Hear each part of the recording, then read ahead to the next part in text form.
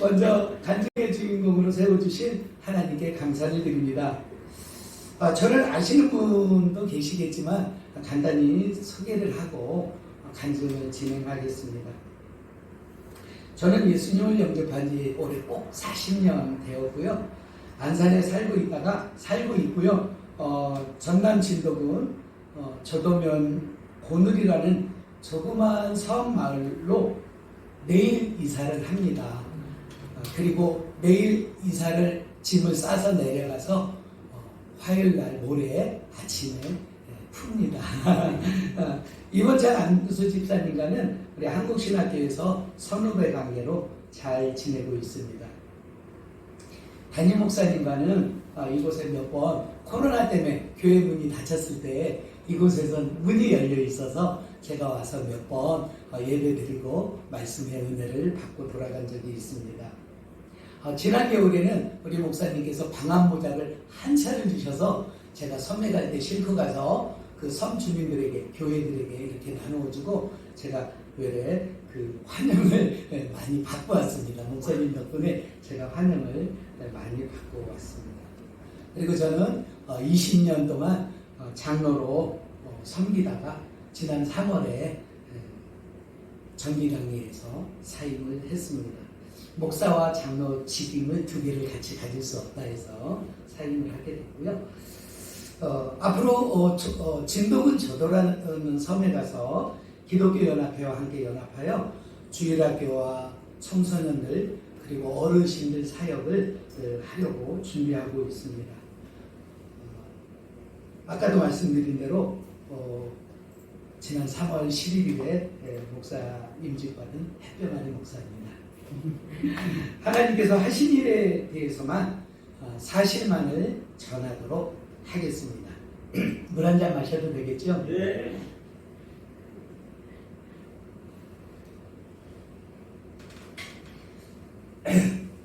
앞에까지는 정신이 하나도 없었고요. 이제 정신이 조금 돌아오고 있습니다. 왜냐하면 설교는 처음 하는 거고 이제 이 본문으로는 그리고 간증은 지난번에 저희 아버님이 예수님을 믿었는데 거기 가서 첫 설교를 하고 이 간증을 했고 또 두 번째 설교할 때도 설교와 간증을 했기 때문에 이거는 이제 조금 이제 마음이 있어서 좀 편안한 마음으로 나누려고 합니다. 21살 때 저에게 성령님께서 찾아오셨습니다. 어릴 때 아버님은 철학관으로 어머니는 보살로 집에 법당을 차려놓고 섬기고 계시는 무속인 집안이었습니다. 샤머님 집에 빠져 계시는 부모님들에게 반기를 들고 상당히 이제 그때 제 나이가 21살 되었는데 사춘기를 이제 벗어났지만 그 반기를 사춘기 때부터 들고 있었어요. 직장을 선택하려고 할 때에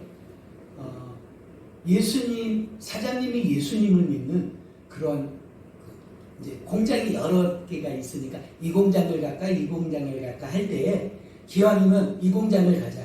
이 공장에 가면 그 사장님이 장로님이셔가지고 그 직원들을 주일마다 교회로 전도하는, 이끌고 가는. 그때는 이 공장들이 첫째, 셋째만 쉬는 그러한 시대였어요. 첫째, 셋째도 안 쉬는 데도 있었는데 첫째, 셋째만 쉬는데 이 공장만큼은 주일마다 쉬고 교회를 가야 하는, 교회 안 가면 혼나는 그런 회사. 그래서 그 내용을 제가 알고 있었기 때문에 그 회사를 선택을 하고 전날 내일부터 출근이라면 기숙사 생활을 하고 있었기 때문에 그날 전날 이제 가방을 들고 눈물 젖은 분홍색 가방을 들고 버스를 타고 가는데 제가 갑자기 버스에서 내리고 싶은 거예요. 그래서 마음의 갈등을 갖다가 버스에서 내렸어요. 왜 내리고 싶었냐면 교회 가서 예배 드리고 싶어서. 교회를 한 번도 안 가봤어요. 교회 안에 들어가서 예배를 한 번도 안 드려봤어요. 물론 초등학교 때, 국민학교 때 과자 준다고 그래서 가본 적은 있지만 청년이 되어서는 교회를 가본 적이 없어요. 친구를 만나러 교회에 갔다가 그 여자 그 청년이 들어오라고 그러는데 겁이 나서 못 들어갔어요. 그 정도로 이게 영적인 싸움이 있었네요. 교회를 가서 예배를 드리고 싶은 마음에 버스에서 내려서 교회를 갔습니다. 가서 그날이 수요일이었어요. 그래서 수요일이 예배가 있는 것도 알았고 몇 시에 예배가 있는지도 미리 알고 있었어요. 왜냐하면 거기 저의 여자친구가 있었습니다.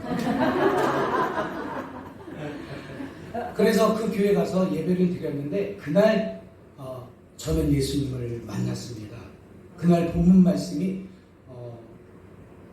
40년이 지난 지금도 저는 잊혀지지 않습니다. 그러므로 이제 그리스도 예수 안에 있는 자에게는 결코 정죄함이 없는 이 본문을 가지고 아버님 어머님 앞에서 첫 설교를 제가 했습니다.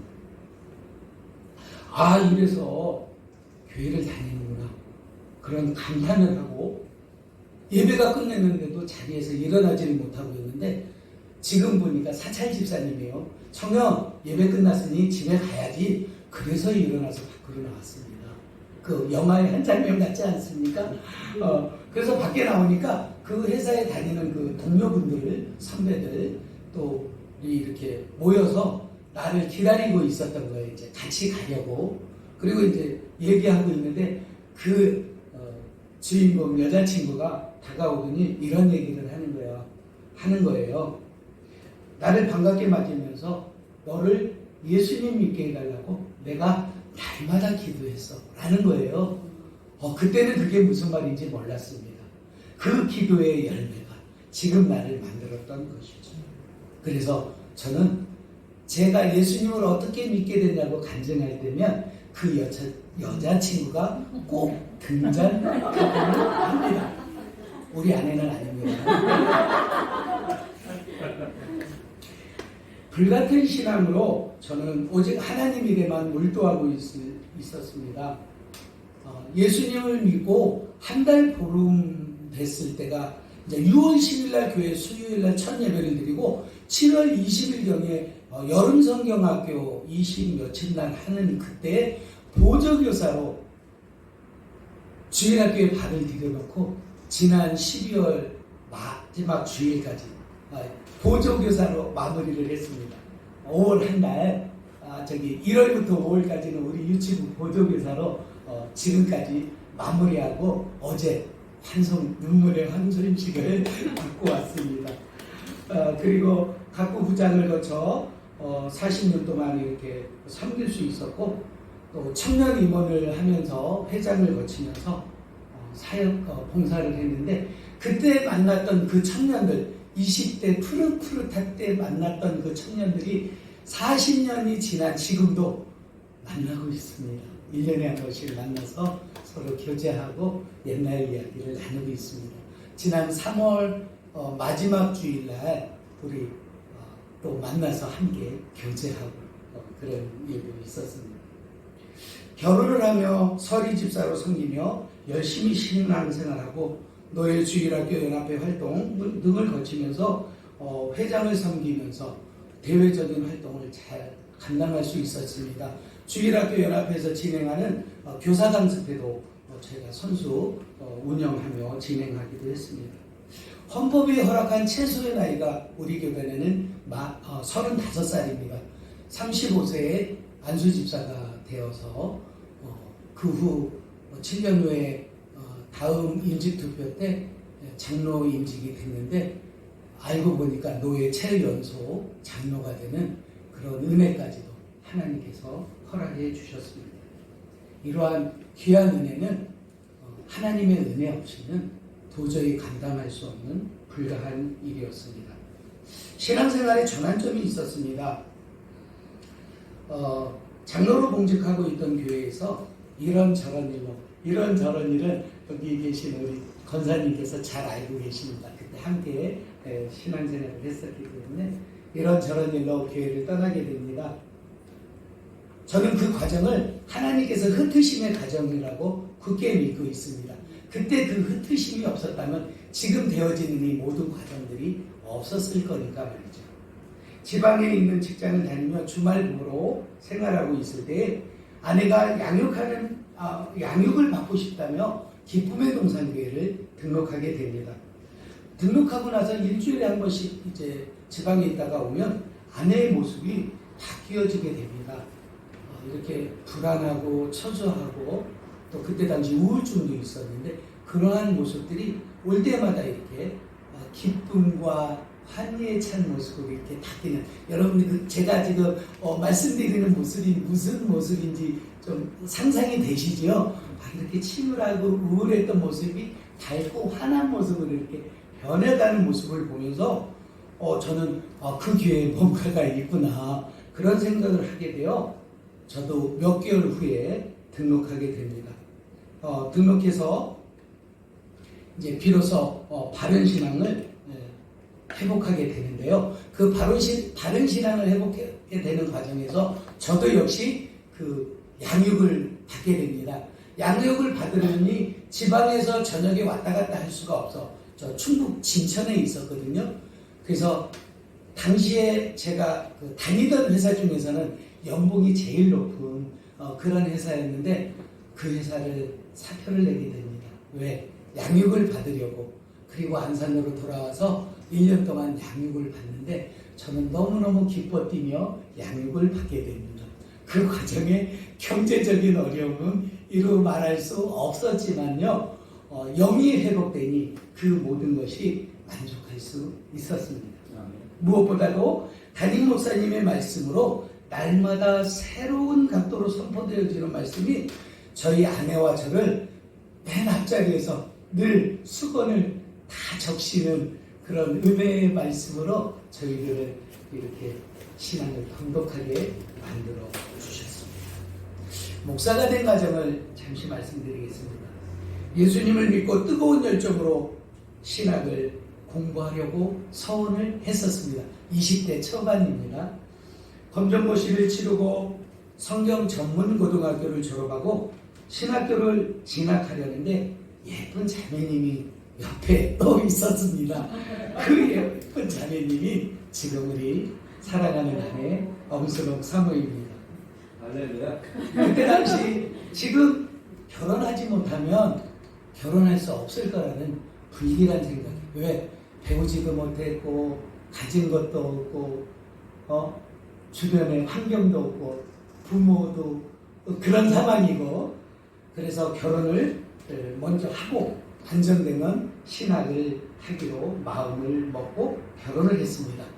그러나 생활은 안정되어지지 않아하고 아이는 쑥쑥 둘이나 낳아서 쑥쑥 커가고 하고 있던 사업장은 7번이나 실패하면 경제적으로는 너무도 실패한 인물이 되어져 있었습니다. 마음에는 늘 신학기 때마다 공부를 해야 되는데 신학을 해야 되는데 하는 부담이 가시지 않았습니다. 그런데 제가 마지막으로 사업하던 곳이 물레동이었는데 그 조그마한 공장에서 문을 열고 이렇게 나오면 한국신학교 간판이 길 건너편에 쫙 보이는 겁니다. 그때 만약 내가 그 학교 문을 두들기고 들어가서 신학을 했다면 이번창 강도사님보다 제가 선배가 될 수 있었던데 말이죠. 시간이 그렇게 흐르면서 저는 시간이 계속 지났습니다. 그러던 중 이제 한갑 안에는 목사가 돼야 되겠는데 라는 생각이 들어서 그렇게 이제 기도를 하게 됩니다. 야간반으로도 입학하려고 학교를 가봤었어요. 가보니까 야간반이 없는 거예요. 그니 어떻게 할 수가 없어서 또 미루다가 또 노크를 했는데 토요반, 요즘은 이제 신학교들이 야간반이 이제 줄어들고 토요 종일반으로 이렇게 편성이 많이 되어서 진행이 되어지고, 저희가 그때 이제 제가 다니고 있던 직장이 그 토요일 5일 근무해서 토요일 쉬는 직장이어서 이게 딱 매치가 됐던 거예요. 그래서 학교를 등록하게 됐고 3년 동안 열심히 공부할 수 있었습니다.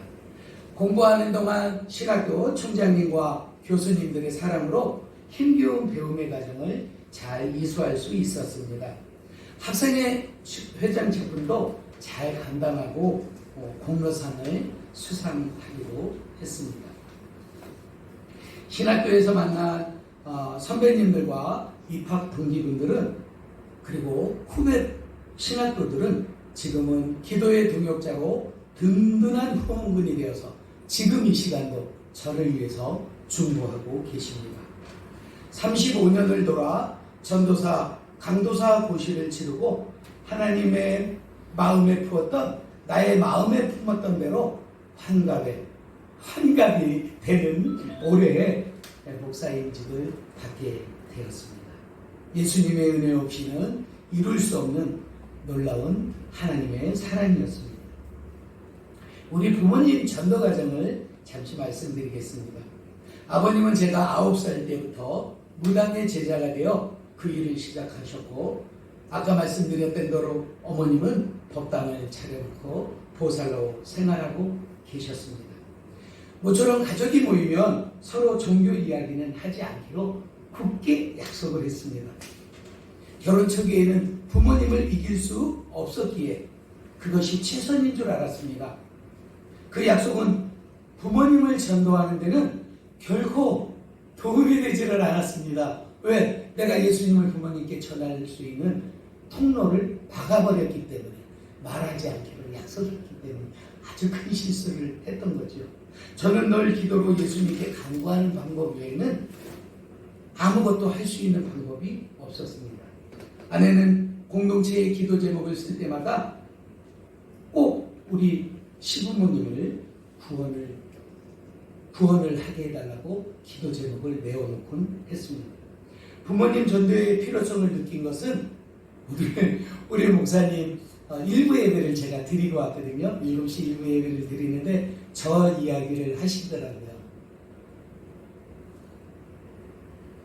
결정적인 순간은 우리 교회에 철학관 하시는 분이 교회에 등록을 하셨다는 광고를 제가 들었습니다. 그 광고를 듣고 제가 마음의 부담을 느끼기 시작했어요. 철학관 하시는 분이 스스로 걸어서 교회에 오시는데 왜 나는 철학관 하시는 아버님, 어머님을 교회로 못 모시고 오고 있는가 라는 부담이 이제 저에게 엄습을 하기 시작합니다. 어느 날 집안일이 있어서 아버님을 승용차 옆에 태우고 운전하고 가면서 이제 아버님 꼼짝 말합니다. 도망갈 데가 없잖아요. 고속도로로 100km로 주행하고 있으니까. 마음을 다잡고 아버님께 제가 목사가 되려고 공부하고 있습니다. 이제 아버님 그 일을 그만 내려놓으시고 교회 가셔서 예수님 믿고 천국 가셔야죠 라고 말씀을 드렸어요. 이때 저 목숨 내놓고 했습니다.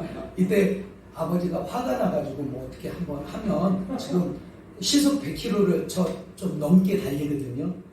그러면 이제 뻔하지 않습니까? 그래서 마음을 굳게 잡고 선포를 했는데 놀랬습니다. 그때 그 말 끝에 아버님의 대답은 그래 그렇게 하겠다 였습니다. 아멘. 이거는 기적이었습니다. 이거는 내가 전혀 상상하지 않은 무슨 뭐 이렇고 저렇고 이래서 안 되고 저래서 안 되고 분명히 이런 게 나올 줄 알았는데 그래 그렇게 하겠다 딱 그 말 외에는 안 하시는 것이었습니다. 너무 놀라서 너무 감사해서 감격하고 있다가 다음날 똑같은 방법으로 어머니를 모시게 됐습니다. 이 시간은 아버님이 안 계시고 또 어머니만 계시는 겁니다. 역시 고속도로를 달리고 있으면서 똑같은 방법으로 똑같은 말로 했는데 또 한 번 더 놀란 게 그 대답이 아버님과 어머니의 대답이 똑같았던 겁니다. 그래 그렇게 할게. 여기서 또다시 한 번 더 놀라서 제가 그 감격을 못 이겨서 약속을 했습니다. 아버님 어머니 제가 돌아가실 때까지 양로원이나 요양원 안 모시고 평생 제 손으로 모시겠습니다. 그렇게 약속을 했습니다. 아니하고 약속도 하지 않고 지금 우리 어머니 아버님 모시러 오길 기다리고 있습니다. 나중에 우리 아내가 처음엔 좀 힘들어했지만 이거 원고에 없는 겁니다. 많이 받아들이고 이렇게 또 어떻게 하면 좋은 방법이 있을지 함께 의논하고 기도하고 있습니다. 시간이 지난 후 아버님께서는 법당을 정리하시겠다는 약속을 저하고 하셨습니다. 그리고 이제 얼마 후에 가봤는데 약속을 안 지키고 계세요. 왜 그러십니까? 그랬더니 이걸 본인은 마음이 있어도 그냥 할 수 없다라고 하시더라고요. 그 세계에 또 법이 있으니 또 존중을 해야 되지 않겠습니까? 그러고 있던 중에 사실은 그 집에서 이사를 하라고 해서 이사를 하게 됩니다. 그때의 기회가 법당을 치우는 기회가 됐던 것입니다. 그리고 이사를 하셔서 사시고 계시는데 그 집 주인이 또 그 집을 쓰겠다고 이사를 또 가라고 하는 겁니다. 그래서 이사를 가라고 하니까 몇 달 되지도 않았는데 이사 비용 주면서 이사를 가라고 하니까 어디로 이사를 가야 하고 이제 찾고 있는데 살고 있던 그 집이 그대로 비어 있던 겁니다. 그러니까 그 집주인이 집 이사해야 돼 그냥 다시 들어와 그래가지고 들어갔는데 뭐가 없어졌습니까? 법당이 없어졌습니다. 이것은 하나님이 하시지 않고는 우리 사람의 방법 생각으로는 도저히 이룰 수 없는 그런 일이었습니다. 그래서 저는 하나님 앞에 감사와 영광을 올려드립니다. 이 이후에 이야기가 간증의 내용인데요. 교회와 신학교에서 모임하는 공동체의 간증으로 제가 하게 됩니다. 그렇게 하나님께 영광을 돌리게 될 때에 간증을 들으신 교구 목사님과 여집사님 세 분께서 대전집을 방문하시겠다는 거예요. 네, 그렇게 하시죠. 그래서 목사님이 세 분 여집사님을 모시고 저희 집을 방문하셨습니다. 저는 동행을 하지 않았고요. 회사를 가야 하니까 평일날이어서 아버님 어머님을 찾아뵙고 그 케이크를 하나 준비해 가셔서 예수님 믿으신 1살 되는 기념일이라고 촛불 하나를 켜고 축복 선물 불러드리고 영접 기도를 해드리고 그리고 올라오셨습니다. 놀라운 하나님의 사랑의 구원의 역사가 은혜로 이루어지는 역사적인 날이었던 것입니다. 후에 코로나로 교회의 문이 닫히는 초유의 사태가 벌어져서 저는 어떻게 할 수가 없었습니다. 교회 가시란 말을 할 수가 없었어요. 다 교회들이 문을 닫고 있었고 저희 교회부터도 문을 닫고 문을 열어도 모르는 사람이 오면 이제 어떻게 앞에서 막 카트를 해야 되는 그런 상황에 어르신들을 교회 가시라고 할 수 있는 상황이 아니어서 그냥 기도만 하고 있었습니다. 어느 날 지난 12월 어느 날 2부 예배를 9시 예배를 마치고 아내와 볼 일이 있어서 이제 아내가 볼일 보는 사이에 제가 문안 인사를 이렇게 전화를 드렸는데 안 받으시는 거예요. 그래서 걱정이 돼서 전화를 끊고 있는데 전화가 오셔서 받으니 아버님께서 전화를 하셔서 예배 중이라 전화를 못 받았다는 거예요. 너무 놀래가지고 그럼 빨리 전화 끊고 예배를 드리십시오 하고 조금 있으니 전화가 또 오셨어요. 어떻게 되신 겁니까? 그랬더니 예배 드리고 있어서 전화를 못 받았으니 무슨 일이냐? 그래서 이러저런 얘기하고 끊고 그 성탄 주일날은 내가 이제 주일학교도 있고 그래서 사역이 있어서 못 가고 성탄절날 성탄절 예배를 마치고 아버님이 다니신다는 그 교회를 이제 주소를 물어서 찾아갔습니다. 대전에 있는 다사랑 교회라는 교회를 찾아갔습니다. 찾아가서 목사님을 뵙고 인사를 드리며 얘기를 들어봤더니 목사님께서 붕어빵을 구워서 전도를 일주일에 한 번씩 교회 앞에서 하신대요. 그런데 이사 갔던 집과 지금 살고 있는 집이 그 중간에 그 교회가 있었고 거기를 오고 가시다가 붕어빵을 몇 번 얻어 드셨답니다. 그래서 교회를 가야 되겠는데 어디를 갈까 생각을 하시다가 큰 교회도 아닌 우리 요만한 규모가 요 정도 됩니다. 3층에 있는 교회를 아버님이 찾아가셔서 목사님께 우리 아들이 목사가 되려고 하는데 내가 예배를 드려야 되겠는데 라고 하시면서 예배를 드리고 싶다라고 말씀을 해주셔서 너무너무 좋다고 잘 오셨다고 그 목사님께서 이렇게 잘 보필해 주시고 이렇게 막 성경책 선물해 주시고 이렇게 섬겨주셔서 아버님은 등록한 그날부터, 아버님과 어머님은 등록한 그날부터 지금까지 한 번도 주의를 빼지 않으시고 다 지키시고 계신다는 말씀을 저에게 해주셨습니다. 이거는 하나님의 은혜 아니고는 도저히 이루어질 수 없는 그런 사랑이었습니다. 그래서 그 목사님께 제가 늘 감사하는 마음으로 이렇게 지내고 있습니다. 앞으로 하나님께서 일하실 일을 기대하며 마지막으로 섬김 사역 부분을 한번 좀 나누고 저는 마치려고 합니다. 저희 부부가 지난 30년, 딱 30년이네요. 올해 30년 동안 진도군 조도면에 속한 섬 하나를 후원하고 있었습니다. 그 섬을 후원하고 섬기면서 섬을 품게 되었고요. 섬교회를 섬기려고 신학을 시작하게 되었습니다. 이틀 후면 아까 말씀드린 대로 섬마을로 이사를 하게 되고요.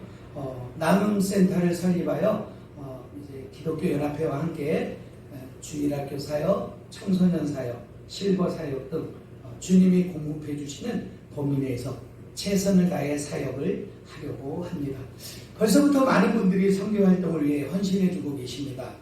저의 사역 비전을 들으신 목사님께서는 선교비용 실종자로 병아리 제가 300마리 그랬는데 200마리 그랬는데 300마리 이래가지고 300마리를 기증해 주시겠다고 약속을 해 놓으셨고 NGO에서 사역하시는 지인께서는 이분은 저희 신학교 동기이고 저하고 같은 자리에 앉아서 공부했던 짝꿍이었는데 NGO 단체에서 일을 하고 계십니다.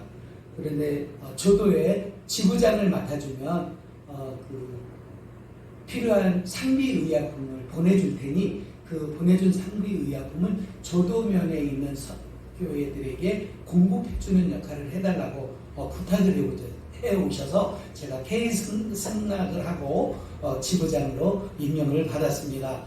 이것도 하나님께서 이렇게 붙여주신 줄 그렇게 믿습니다.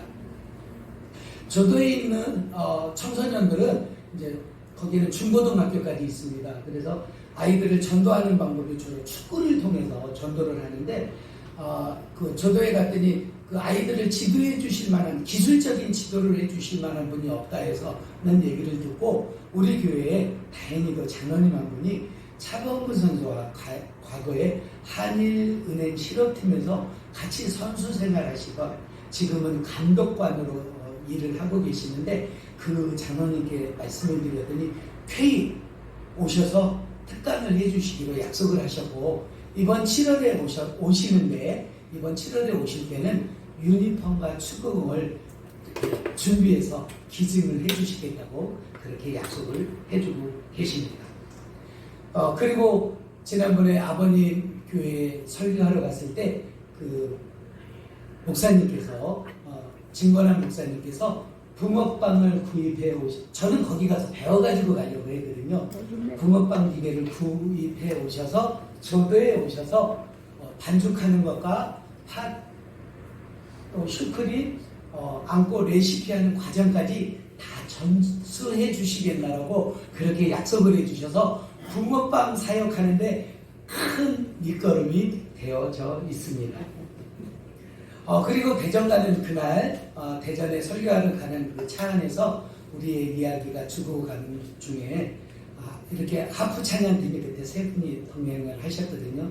그중 한 분께서 오늘은 못 오셨는데 우리 아내가 조도에 가서 하프 레슨을 시작하면 그 연습용으로 필요한 하프를 공급해 주시겠다고 이렇게 또 약속을 해 주셔서 우리 아내가 또 조도에 가면 이 하프를 이제 레슨해서 조도를 또 이렇게 하프로 울리는 그런 사역도 하게 되어집니다.